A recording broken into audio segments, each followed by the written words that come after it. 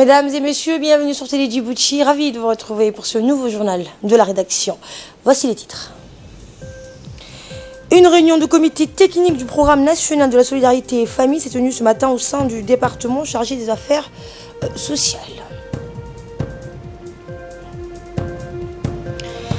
Et Donald Trump refuse de condamner la Russie pour l'ingérence des élections. C'était hier lors de la conférence de presse qui s'est tenue donc à Helsinki entre les deux chefs d'État russes et américains, Donald Trump et Vladimir Poutine. Bonjour et merci de nous accueillir chez vous.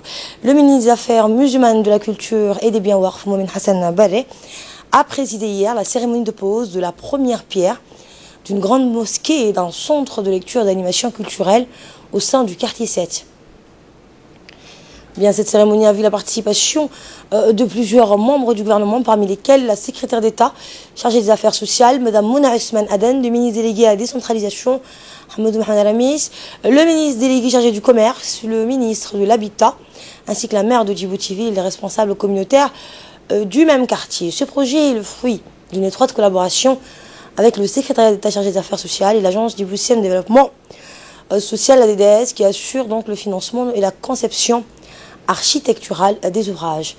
Dans une brève intervention faite à cette occasion, la secrétaire d'État chargée des affaires sociales a appelé les habitants de ce grand quartier à collaborer avec les responsables de la DDS afin que les travaux de construction se déroulent dans des bonnes conditions.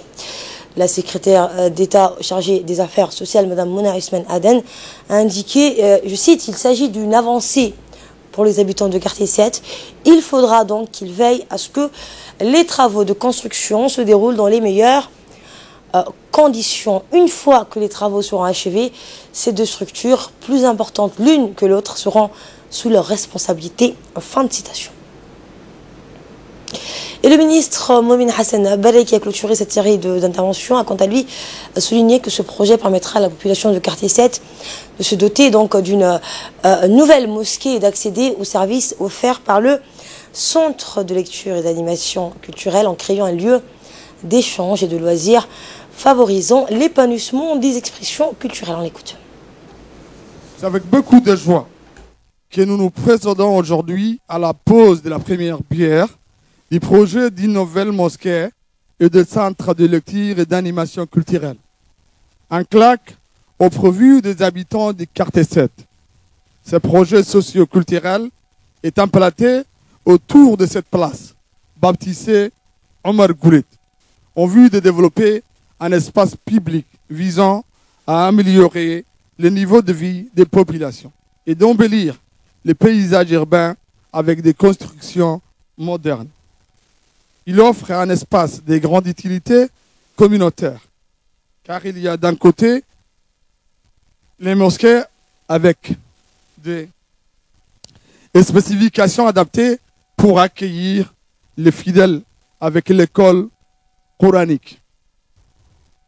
Et de l'autre côté, il y a le nouveau CLAC, c'est-à-dire le centre de lecture et d'animation culturelle, qui sera un outil de grande importance pour renforcer la culture de la lecture.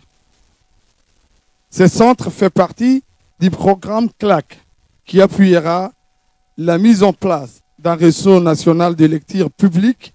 Il fait partie de la stratégie initiée par le président de la République, son Excellence M. Ismaël Omar Guelleh, dans le cadre de l'aménagement de l'espace et la dotation du tissu urbain de nouvelles structures modernes. Nous nous réjouissons donc du lancement de ce projet, tout en œuvrant à mettre en place d'autres structures similaires, offrant un cadre de vie exemplaire pour notre population. Et cette interview à l'issue de cette cérémonie du ministre de la Culture, Momin Hassan Barre, qui nous a accordé cette interview donc, dans laquelle il s'est réjoui du travail accompli. Donc on aura dans nos prochaines éditions. Autre actualité de ce 15h, une réunion de comité technique du programme national de la solidarité famille s'est tenue ce matin au sein du département chargé des affaires sociales. Outre la secrétaire d'État aux affaires sociales, Mme Mouna Ousmane Aden, cette réunion a vu la participation des hauts cadres du département ainsi que des représentants des différents départements ministériels. L'objet de cette réunion était d'informer le comité technique sur l'état d'avancement du programme actuellement en cours ainsi que ses perspectives. Le programme Nationalité de solidarité de famille prend tout son sens dans le cadre d'une stratégie efficace à moyen et à long terme pour accroître la résilience des communautés locales et prévenir ainsi les futures crises de substance et de vulnérabilité des populations. Ce programme a débuté pour sa première phase avec 362 ménages repartis dans les 5 régions de l'intérieur avec une prestation de 30 000 francs par ménage et par trimestre. La secrétaire d'État a insisté sur la synergie des différents départements ministériels afin d'harmoniser la protection sociale du gouvernement envers la population nécessiteuse. Les participants, quant à eux, apporté des suggestions pour améliorer la collaboration entre les ministères et surtout mis l'accent sur les mesures d'accompagnement et le suivi évaluation du programme. L'objectif du département des affaires sociales est d'étendre ce programme sur l'ensemble du territoire national où plus de 10 000 familles seront ciblées pour la phase suivante d'ici l'année prochaine, 2019. Il est prévu également d'intégrer ce programme à des projets de développement communautaire afin de répondre à un éventail de besoins plus large. Enfin, renforcer le processus de la décentralisation en impliquant davantage les collectivités et les communautés locales dans l'élaboration et réalisation des projets de développement communautaire, mais aussi de participer au processus de ciblage des nouveaux bénéficiaires. Le programme national de solidarité famille s'articule autour de l'amélioration du bien-être social des personnes et familles bénéficiaires, de la valorisation du capital humain et de la création d'opportunités d'emploi. Ce programme a permis de cibler les couches les plus vulnérables de notre population afin de soutenir directement leur pouvoir d'achat en laissant la possibilité à ces ménages d'utiliser et d'investir ces transferts au mieux selon leurs besoins spécifiques. C'est ce qu'a déclaré la secrétaire d'État aux affaires sociales. Je propose de l'écouter.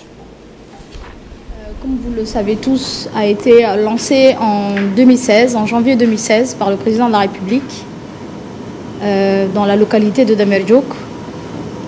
C'est un programme qui a pour objectif d'améliorer les conditions de vie des familles et qui a comme cible toutes les familles vulnérables dans l'extrême pauvreté dans la République de Djibouti, de façon initiale. Ensuite, en fin 2016, il y a eu une discussion au niveau politique pour le faire en phase. Et la première phase de ce programme a été, nous avons choisi au niveau du gouvernement de le lancer dans les régions de l'intérieur en priorité. Et surtout, compte tenu de la disponibilité financière, se concentrer sur une sous-préfecture par région. Alhamdulillah, depuis janvier 2017, ce programme est en cours. Il y avait une cible de 4000 ménages prévus, mais réellement, ce programme touche 3362 familles à l'heure actuelle. Santé, cette fois, les activités du bloc opératoire spécialisé de l'hôpital général Pelletier ont connu une nette augmentation avec l'introduction des nouvelles prestations spécialisées dans leur palmarès, telles que la neurochirurgie. Eh bien, si auparavant les fractures lombaires ne pouvaient être traitées à Djibouti et nécessitaient une évacuation sanitaire à l'étranger pour cause de manque de technicité, aujourd'hui le ministère de la Santé a comblé cette lacune en disposant des spécialistes de renommée en la matière et en renforçant les équipements médicaux et le plateau technique moderne. En effet, le neurochirurgien Dr Dianka et son équipe sont à pied d'œuvre chaque jour pour sauver et soigner des patients de tout âge atteints de fractures lombaires, de malformations de la colonne cérébrale, eh bien, d'hydrocéphalie, d'hernie discale ou encore tout autre type de pathologie neurologique. Cette nouvelle stratégie vise à prodiguer des soins hautement qualifiés sur place pour répondre efficacement aux besoins sanitaires de la population. De son déficit. Donc le temps de l'évacuer à l'étranger, donc on serait au-delà des 6 heures. Donc on a maintenant la chance de pouvoir opérer ces patients, qu'ils aient un déficit ou pas.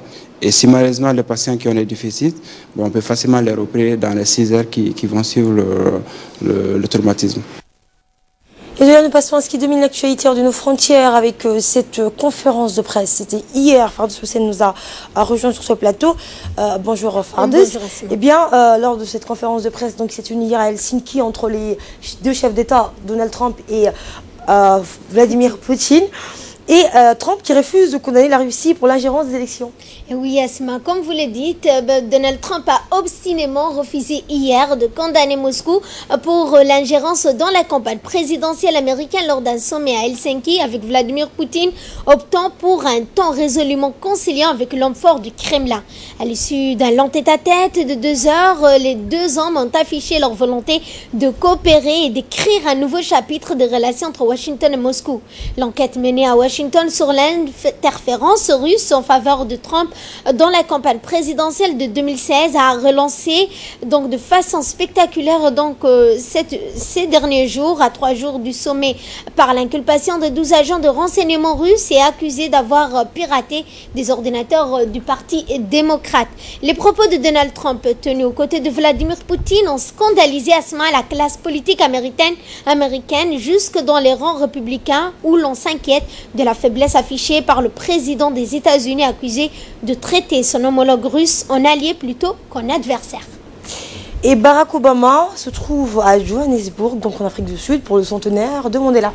Et oui, Asma, après s'être rendu dans son village natal et inauguré un centre sportif pour les jeunes au Kenya, l'ancien président des États-Unis se rend à Johannesburg pour célébrer le 100e anniversaire de la naissance de son héros et libérateur Nelson Mandela.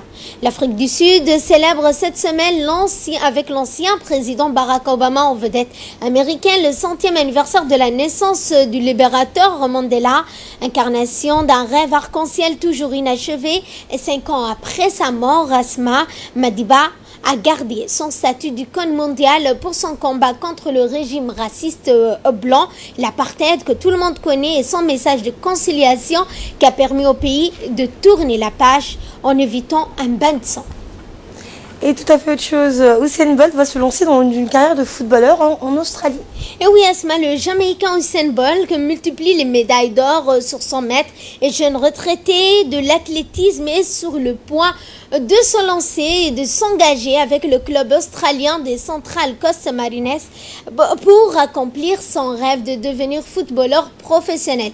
Âgé de 31 ans, le recordman du monde des 100 mètres et de 200 mètres s'est entraîné en juin avec le club norvégien et en mars avec la formation allemande. D'après les conditions préalables conclues avec le club australien, Bolt va participer à un essai de 6 semaines à partir du mois d'août avec les Mariners basés à Gosford, à environ 75 km du nord de Sydney, a précisé le patron du club. Cet essai pourra être suivi d'un contrat avec le club pour une saison, a déclaré donc la chaîne de télévision. Des pourparlers avec le club sont en cours de 4 ou 5 mois. Il y a encore du travail à faire. Si tout va bien, qui sait, il pourra peut-être jouer en Ligue 2 avec cette saison. Merci Fardous Houssen, c'est sur ce point que se referme ce journal. Bon après-midi à vous tous et merci à vous de l'avoir suivi.